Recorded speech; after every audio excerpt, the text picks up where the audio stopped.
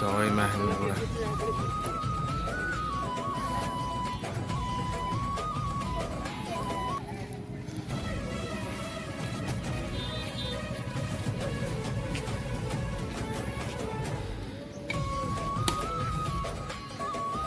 ଜୟ ମା ହିଙ୍ଗୁଳା, ଜୟ ମା ହିଙ୍ଗୁଳା।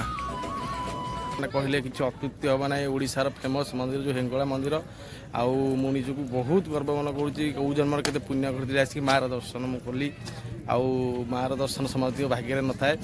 ଆଉ ଦେଖନ୍ତୁ ଭକ୍ତ ତ ଆଜି ବହୁତ କମ୍। ପଛରେ ଏଇଠି ଦେଖାଯାଉଛି ମାଆର ମନ୍ଦିର ସେଠି, କିନ୍ତୁ ମାଆ ଉଭା ହେଉଛନ୍ତି। ତାଙ୍କ ସେମିତି କିଛି ମନ୍ଦିର ପାଖରେ ଯେଉଁ ଉଭା ହେବେ ସେମିତି କିଛି ଗ୍ୟାରେଣ୍ଟି ନାହିଁ। ତାଙ୍କର ଅଛନ୍ତି ଯେଉଁ ସେବକମାନେ, ସେମାନଙ୍କୁ ସେ ସ୍ୱପ୍ନାଦେଶ ହୁଅନ୍ତି ଆଉ କେଉଁଠି ଉଭା ହେବେ। ତାପରେ ମନ୍ଦିର ଯେଉଁ ପର୍ବ ରହିଛି, ଯେଉଁ ଠାକୁରଙ୍କର ଚାଲିଛି ଯେଉଁ ବର୍ତ୍ତମାନ ପର୍ବ ଆଗରୁ 2-3 ଦିନ ଆଗରୁ ମାଆଙ୍କର ସେ ସ୍ୱପ୍ନରେ କୁହନ୍ତି କି ମୁଁ ଏଇଠି ଉଭା ହେବି। ଏଇଠି ଉଭା ହେଲେ ସେ ଛୋଟିଆ ଅଗ୍ନି ସ୍ୱରୂପା ଯେଉଁ ଅଗ୍ନିରେ ଛୋଟିଆ ଅଗ୍ନିରୁ ସେଇଟା ଯେଉଁ ବର୍ତ୍ତମାନ ଆସିକି ଆଜି ଏଠି ପହଞ୍ଚିଛନ୍ତି। ଏବେଠୁ ସେଟାକୁ ରଖିବା ପାଇଁ ମାନେ ଅଗ୍ନିଟାକୁ ସଂରକ୍ଷଣ କରି ରଖିବା ପାଇଁ ଏଟାକୁ ବର୍ତ୍ତମାନ ବହୁତ ବଡ଼ରେ କରିଛନ୍ତି। କୋଇଲା ଫୋଇଲା ଦିଆ ହେଇକି ବହୁତ ବଡ଼ କରାଯାଇଛି। ଏଇଟା ମୁଁ ଆପଣମାନଙ୍କୁ ଦେଖାଉଛି ପୁରା ଦେଖନ୍ତୁ। ମାଆକୁ ଦେଖନ୍ତୁ ପୁରା କେମିତି ଅଗ୍ନି ସ୍ୱରୂପା ମାଆ ଖାଲି ଆଖିରେ ଦର୍ଶନ ଦେଉଛନ୍ତି। ମାଆ ତ ଏମିତି ଦର୍ଶନ ଦେବେନି କଳି ଯୁଗରେ, କିନ୍ତୁ ଅଗ୍ନି ରୂପରେ ମାଆ ଦର୍ଶନ ଦେଉଛନ୍ତି। ସାକ୍ଷାତ ଠାକୁରାଣୀ ଓଡ଼ିଶାର ଗୋଟେ ପ୍ରଥମ ଏମିତି ଆପଣ କେଉଁଠି ବି ଦେଖିବାକୁ ପାଇବେନି। ଠାକୁରାଣୀ ଅଛନ୍ତି ବର୍ତ୍ତମାନ ତାଳଚେରରେ।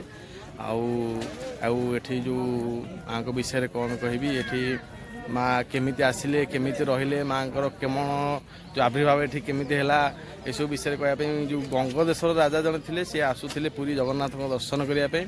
ବାଟରେ ଆସିଲା ବେଳେ ଏଇ ତାଳଚେରର ଏଇ ଜାଗାରେ ସେ କିଛି ଦିନ ରହିଗଲେ। ଏଠି ରହିଲା ପରେ ମାଆଙ୍କୁ ତାଙ୍କୁ ସାଙ୍ଗରେ ଆଣିକି ଆସିଥିଲେ। ମାଆଙ୍କୁ ଏଇ ଜାଗାରେ ସେ ସ୍ଥାପନା କରି ଆଉ ଏଠି ପୂଜାର୍ଚ୍ଚନା କଲେ। ଏଠୁ ମଧ୍ୟ ସେ ଜଗନ୍ନାଥଙ୍କୁ ଦର୍ଶନ କରିବାକୁ ଗଲେ, କିନ୍ତୁ ମାଆ ଏଠି ଯେଉଁ ରହିଲେ, ଏଠି ଯେଉଁ ସ୍ଥାପନା କଲେ, ମାଆ ଯେଉଁ ଏଠି ରହିଲେ, ମାଆ କହିଲେ କି ଆଉ ମୁଁ ଏଠି ପ୍ରତିଦିନ ଯିବି ଜଗନ୍ନାଥଙ୍କୁ ଦର୍ଶନ କରିବା ପାଇଁ। ଜଗନ୍ନାଥଙ୍କ ସନ୍ଧ୍ୟା ଧୂପ ସରିଲା ପରେ ମୁଁ ଆସିକି ଏଠି ମନ୍ଦିରରେ ରହିବି।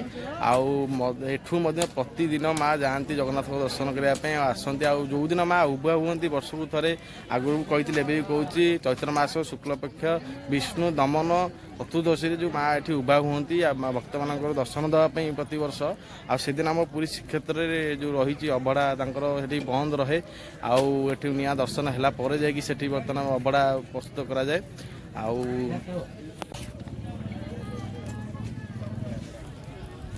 ବର୍ତ୍ତମାନ ଭୋଗ ମୋର ମାଆଙ୍କ ପାଖକୁ ନନା ଅଲରେଡ଼ି ନେଇକି ଗଲେଣି।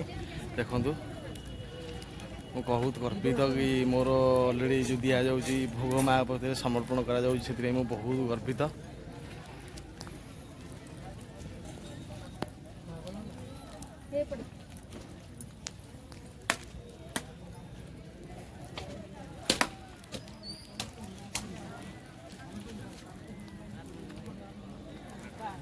ବର୍ତ୍ତମାନ ଠାକୁରାଣୀଙ୍କ ପାଖରେ ମୋର ଭୋଗରାଗ ଅଲରେଡ଼ି ସଇଲା। ଆଉ ବହୁତ ଖୁସି ଲାଗିଲା ମାଆ ପାଖକୁ ଆସିକି ମାଆକୁ ଦର୍ଶନ କରିକି, ଖାଲି ଆଖିରେ ମାଆକୁ ଦର୍ଶନ କରିକି ବହୁତ ଖୁସି ଲାଗିଲା। ଆଉ ଆପଣମାନେ ଯଦି ଖାଲି ଆଖିରେ ମାଆକୁ ଦର୍ଶନ କଲେ, ଯଦି ଆପଣମାନଙ୍କୁ ଭଲ ଲାଗିଥିବ, ମୁଁ ଖୋଲିକି କହୁଛି ଆପଣମାନଙ୍କ ରିଲେଟିଭ୍କି ଦେଖାନ୍ତୁ, ସମସ୍ତଙ୍କୁ ଦେଖନ୍ତୁ। ମାଆର ଦର୍ଶନ ଆପଣଙ୍କ ରିଲେଟିଭ୍ ସାଙ୍ଗସାଥି ସମସ୍ତଙ୍କୁ ଦେଖାଇବା ପାଇଁ ଭିଡ଼ିଓ ଟିକେ ମୋର ସେୟାର କରନ୍ତୁ। ମାଆକୁ ସମସ୍ତେ ଦେଖନ୍ତୁ।